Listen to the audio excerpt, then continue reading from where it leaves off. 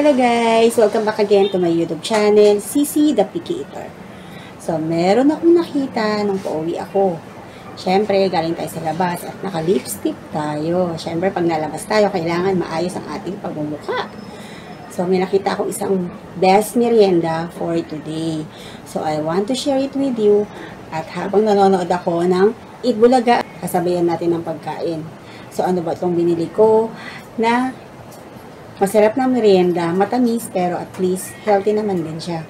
At syempre, nag-crave ako sa isang pagkain na pagkain daw ng masa. Syempre nga, super affordable ito at kahit sino ay pwedeng meriendahin ito. Pero syempre, hindi siya ganun ka-healthy. Dapat paminsan-minsan lang. So, tingnan nyo guys kung ano itong merienda na aking inihanda. So, ito ang aking biniling merienda sa labas. Bumili ako ng banana Q. Nakita ko kasi siya nung pauwi ako. So, parang nag-crave ako sa banana Q. Before kasi kamote Q, wala silang tindang kamote Q. Sa banana Q. And then, pansit canton and egg. Parang nag-crave kasi ako sa pansit canton. So, yan. Nagluto ako ng sweet chili pansit canton. And then, of course, water again. And then, nanonood tayo ng ano. Ayan o. Eat Bulaga. Ayan. Sa YouTube lang yan. So, hindi natin pwedeng yung ipakita ng buo. Bawal. So, let's start eating, guys. Unahin muna natin yung banana Q. Malamig na siya, pero okay lang. Masarap. Kaya natin kung ano yung nangyari sa Eat Bulaga kanina. Yung sa sugod bahay. Fast forward na natin to. Kasi kanina pa ito natapos eh. Ikakarating ko lang. So, papanoorin natin. Panoorin natin yung yung sugod bahay na talaga. Yan. So, meron na silang nabunot na number. Ano sila sa yata eh. Tingnan natin kung saan sila. Sarap yung banana ko. So, ngayon nakaayos ako kasi nga galing ako sa labas. Naka-lipstick ako, naka-pulbo, naka-ayos. Pero yung mga vlog ko, bagong gising, walang kaayos-ayos sa bahay lang. So, natural beauty. Yes. Nasa sila? Barangay Bulala and Barangay Bantog, Quiapo, Nueva Ecija. Layo. Parang never heard to. Di ba? Tiga Nueva Ecija ako, pero hindi ko alam yung lugar na to. Quiapo, Nueva Ecija. So, nilabunot nila parang pa. Isang ba itsura niya. Nilalakasan natin, hindi ko marinig.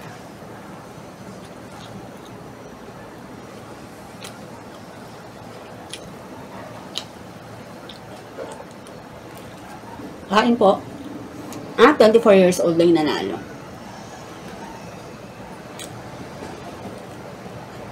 May anak na siya. Dalawa. Kain po, pansit canton. Ngayon lang naman to. Hindi naman ako talaga araw-araw kumakain nito. Para lang akong nag-crave.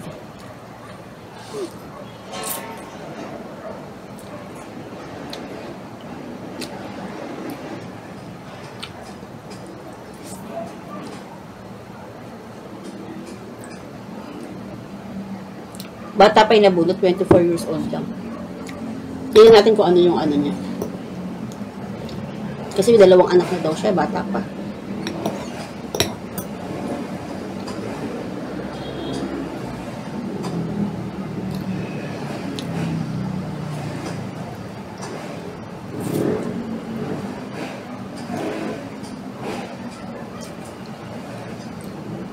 Bumibili sila ng Bumibili sila ng mani.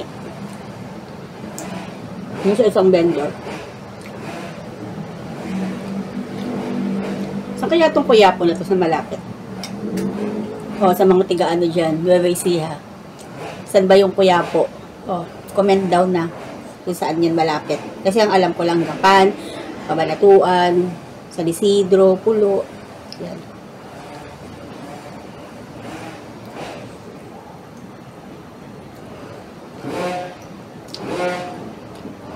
Magsasaka. Nagtatalim na ng palay.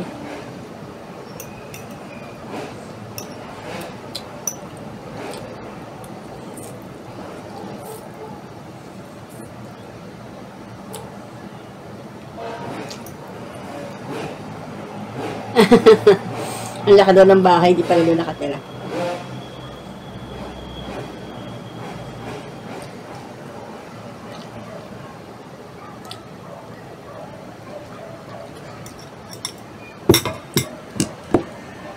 Parang hindi siya, ano, no, hindi bagay. Banana cue tsaka, ano, pancit canton.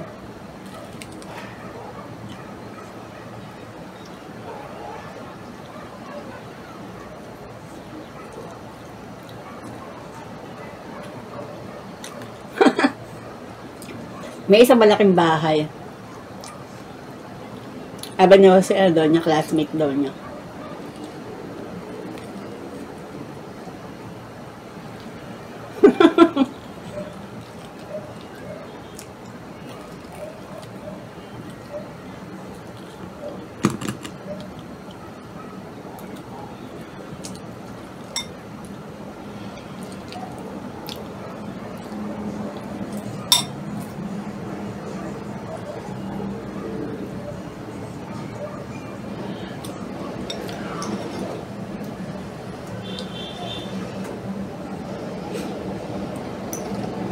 Hindi na pinuntahan yun. Yung bahay nung nabulot nila. Doon na lang sila sa ano, sa isang malaking bahay na ano. Sabi classmate daw niya nung dati.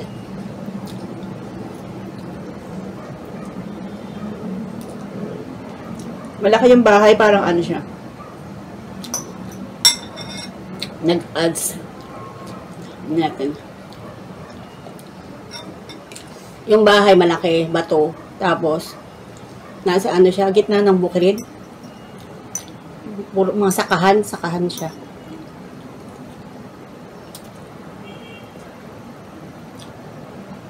Hindi na nila pinuntahan yung ano, bahay nung ano, nabunot. Nakakatawa. Para siyang ano, para siyang Karamadsog. Naalala ko yung nung bata ako. Pati na malaglag sa Karamadsog. My God. Shoutout sa mga pinsan ko.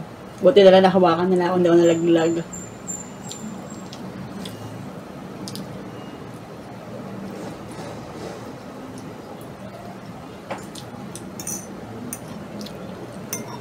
Naikisilong lang. Magsasaka pa rin na bunot. 24 years old lang.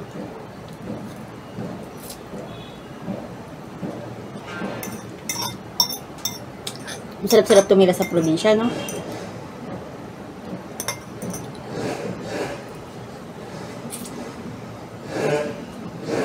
Nagutom ako sa ano ko? Paglabas ko. Hindi naman mainit.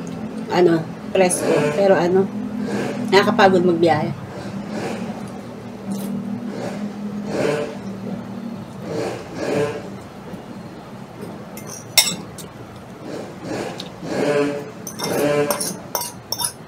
Mauubos na yung pancit canton ko sa gutom ko.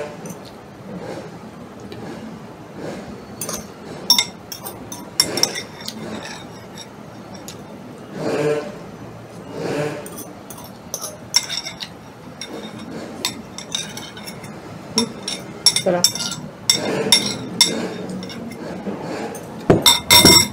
Pag matagal ka hindi kumakain ng pancit canton, no? Parang ano, crave na crave ka.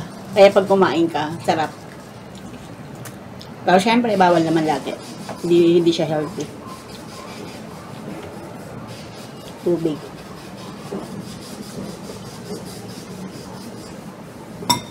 Magsasaka siya.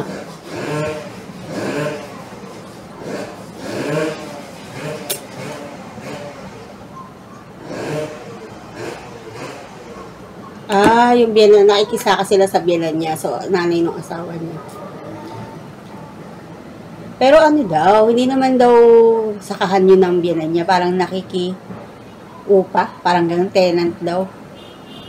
Sila yung nagbabayad ng buwis. So, hindi sa kanila yung lupa. Parang ano siya. Nag-rent lang.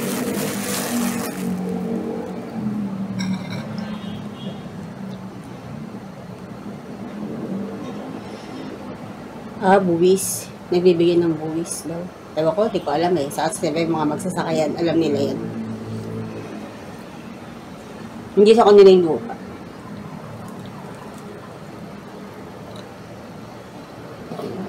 Ang laki ah. 36,000, 2.5 hectares lang.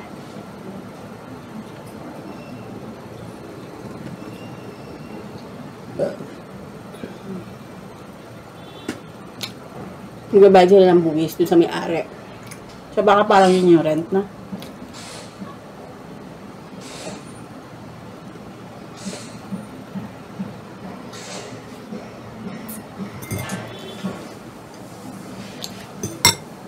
Sabi ng banana cue. Nagkalap ako ng ano, tawag doon, saging na ano, nilaga. Wala eh. Well dun, turon, balalakyo, pansit, palabok, tapos sopas, yun yung mga merienda doon sa may dabasan sa amin. So ayoko naman ng mga pansit, kakapansit ko nga lang.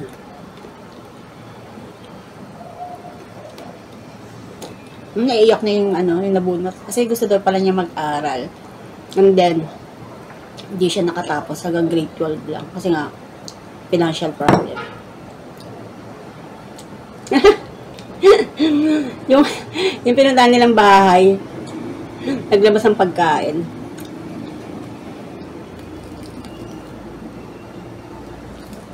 Pagdareta.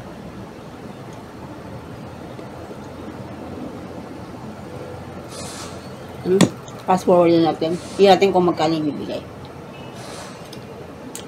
So, yung lalaki pala, 24 years old, dalaway anak. So, ano siya, magsasaka, tsaka parang tanod daw siya sa barangay. So, yung ano, binigay sa kanya nila, ay, wait lang, nasobrahan ako ng fast forward. Ano na, lapit na. Kasi malapit na matapos. Kaya fast forward na natin.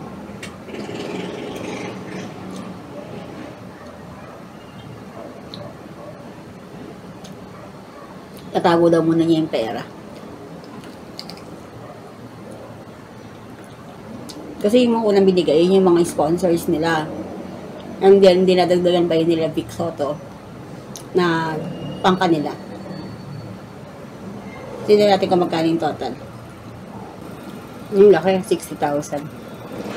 Mukha naman deserving ng lalaki. Kasi masipag. Bata pa eh. Masipag kasi siya. So parang na-inspire si Vic na ano, tulungan. Siguro 1 year old eh. Mga 2 years old ka.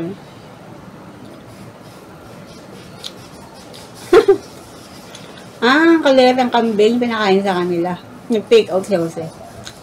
Sa tubila sa probinsya, no? Yung gano'n, simpleng pagkain lang. Kaya pala maubos. Siguro hindi ko natatapusin yung pagkain ko sa pag-video. Medyo ano, pusog na naman yung tiyan ko, so kailangan dahan-dahan. Thank you for watching. See you again on my next eating video. So don't forget to subscribe and to like. Okay? God bless everyone.